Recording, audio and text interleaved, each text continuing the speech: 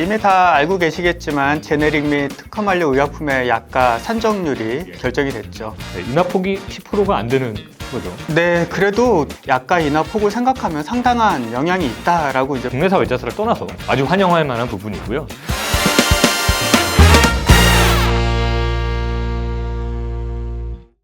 네, 안녕하세요. 데일리팜 어인호입니다.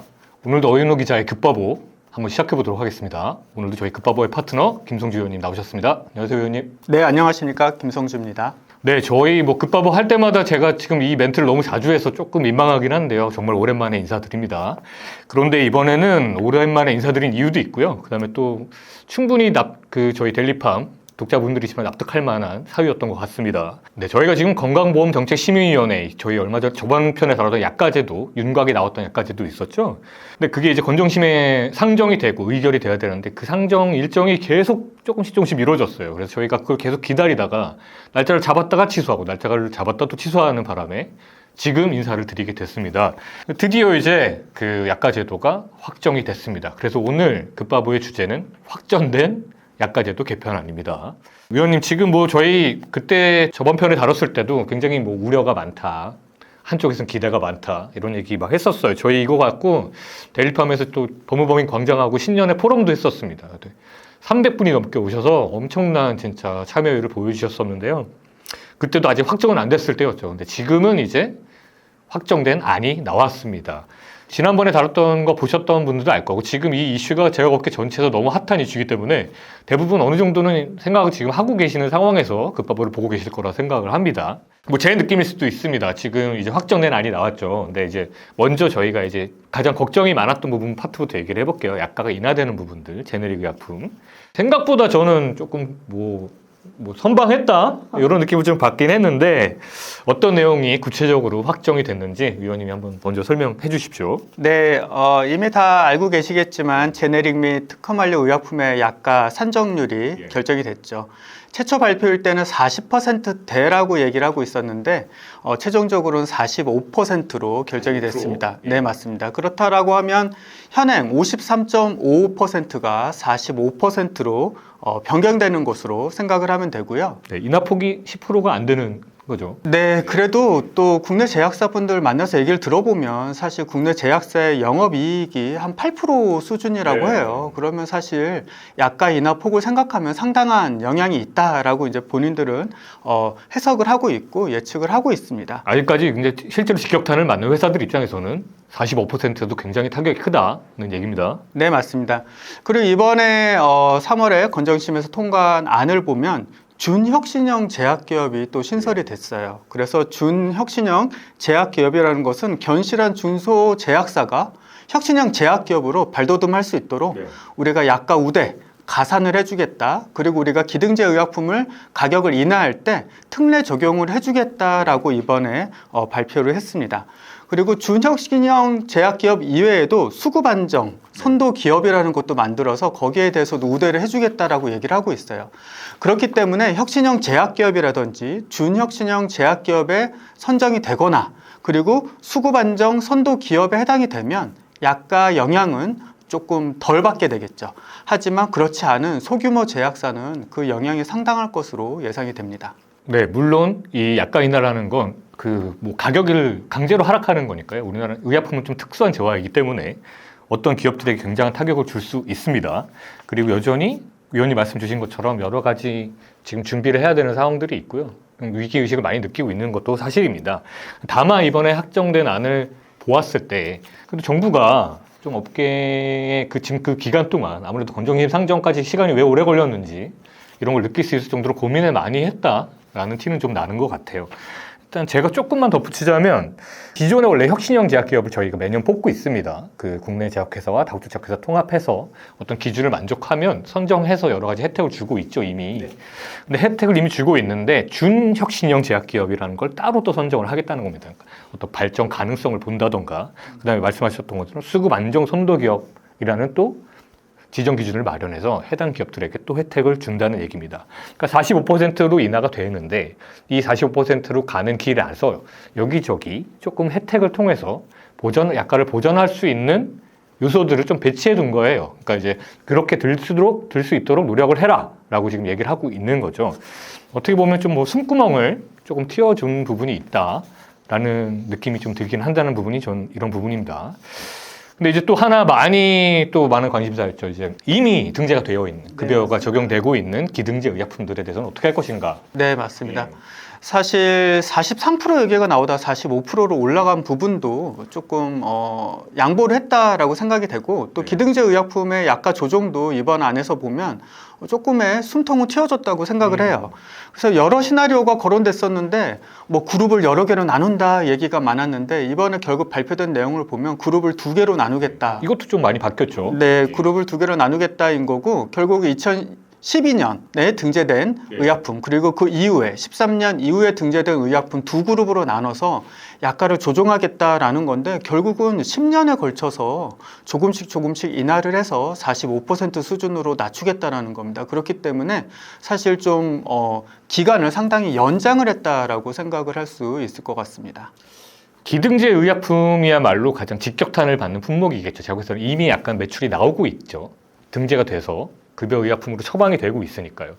근데 그게 인하가 바로 돼버리면 지금 제약회사들이 말 그대로 직격탄을 맞는 겁니다. 아직 내가 만약에 어떤 A라는 제네릭 의약품을 가지고 굉장히 선전을 해놨습니다. 지금 뭐 시장에서 이미 안착이 되었고 어떤 A 의약품 매출이 상당한 상황인데 A 회사의 A 제품이 바로 깎여버리면 당연히 그냥 올해 매출이 바로 떨어져 버리는 건가요? 근데 이제 2036년 참 대단합니다. 네, 이것도. 맞습니다. 그리고 보도자료에는 포함이 되어 있지 않은데 예. 기자 간담회 때 언급된 걸로 보면 연도별로 2%씩 예. 인하한다라고 하고 있습니다. 네, 보도자료 저희 기자들이 봤잖아요. 근데 저희 출입 기자들도 해당 내용을 모르고 있었다가 자료만 봤을 땐 몰랐다가 이제 현장에서 구두로 설명할 때 처음 알아서 저희들도 데일팜에서도 많이 보도하고 했었거든요. 그러니까 이게 순차적으로 이렇게 떨어지면 한마디로 시간을 벌 수 있는 거죠. 시간을 제약회사 입장에서 2%씩 순차적으로 떨어지는 거니까요. 그럼 2%에 대해서 우리가 어떤 대비책을 마련할 수 있는 시간도 벌 수 있는 계기가 되는 겁니다.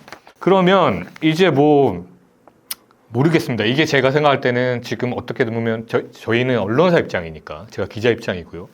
지금 처음에 나왔던 그 조금 세다 이거 큰일 났다라고 싶었던 부분에서는 많이 완화됐다는 느낌이 드는 건 사실이지만 아까도 말씀드렸지만 해당 업체들 입장에서는 여러 가지 아직까지 불안감이 있을 겁니다. 근데 또 반대로 신약에 대한 이제 접근성 강화가 또 하나의 축이었잖아요.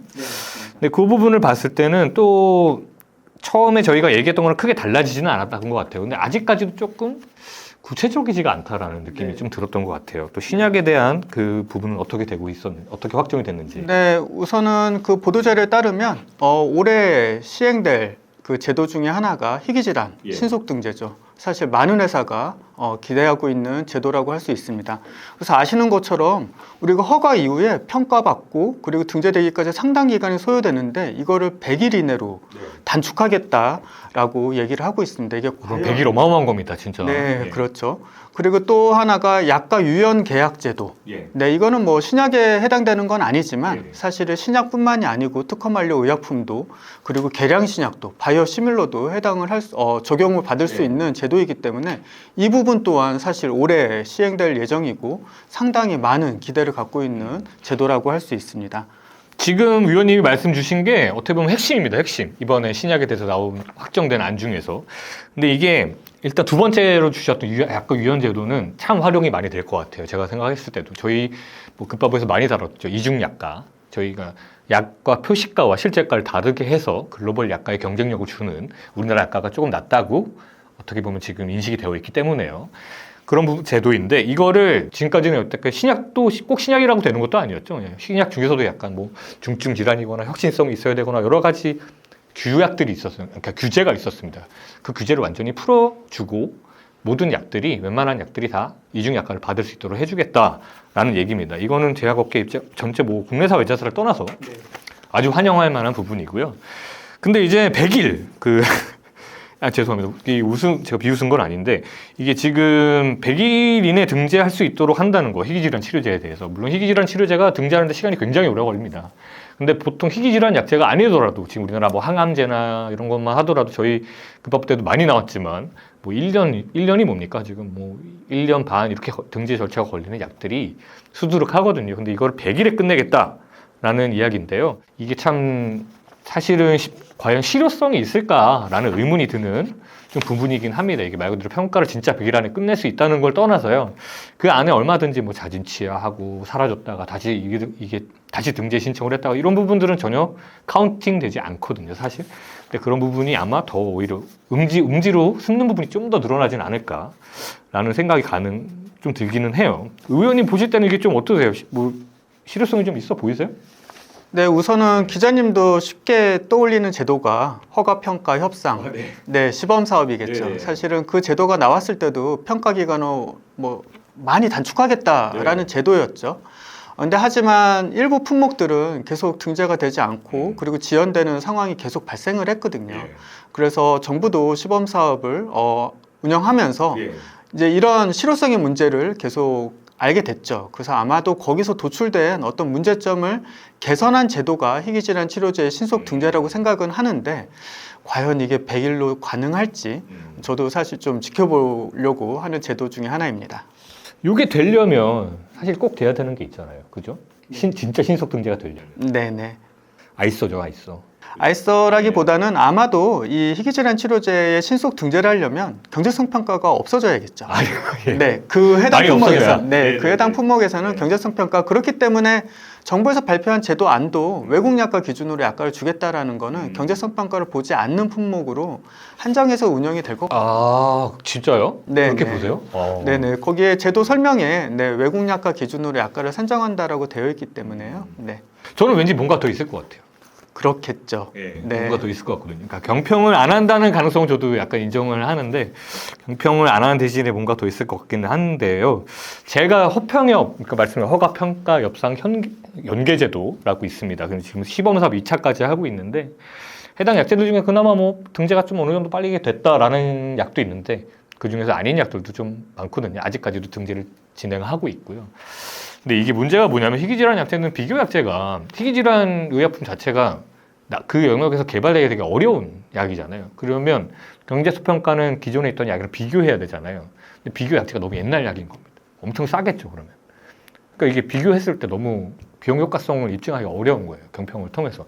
그래서 아까 외국 약가라는 이런 얘기도 정부가 이제 했다는데 이번에는 정말 그러면 100일이 아니더라도 저는 뭐 150일도 좋을 것 같습니다. 사실 150일 안에라도 좀 제대로 빨리빨리 신속 평가를 해서 좀 등재가 될 수 있는 실효성을 갖춘 등재 방안이 됐으면 좋겠어요. 근데 이게 마지막으로 이게 하나만 더 여쭤볼게요. 저기 질문지 없는데 요새 막 이런 신속 등재 방안에 대해서 되게 반대하는 또 그 분들이 계시잖아요. 또 시민단체, 소비자단체 이런 분들이 좀 반대를 좀 하시고 계세요. 근데 이런 부분에 대해서 의원님은 이거는 뭐 광장의 김성주 의원님은 아니더라도 네네. 어떻게 생각하시는 게 좀 있으실까요? 뭐 아무래도 신속 등재 자체를 반대한다라고 생각하지는 않아요. 그러니까 반대를 하는 거는 신속하게 등재되는 걸 반대하는 게 아니고, 그러니까 제대로 평가가 안 되는 거다. 그렇죠. 신속하게 등재를 한다라는 거는 제대로 된 평가가 이루어지는 것이냐라는 문제인 거죠. 말씀하신 거대로 신속 등재를 하려면 경제성 평가를 하면 불가능하거든요.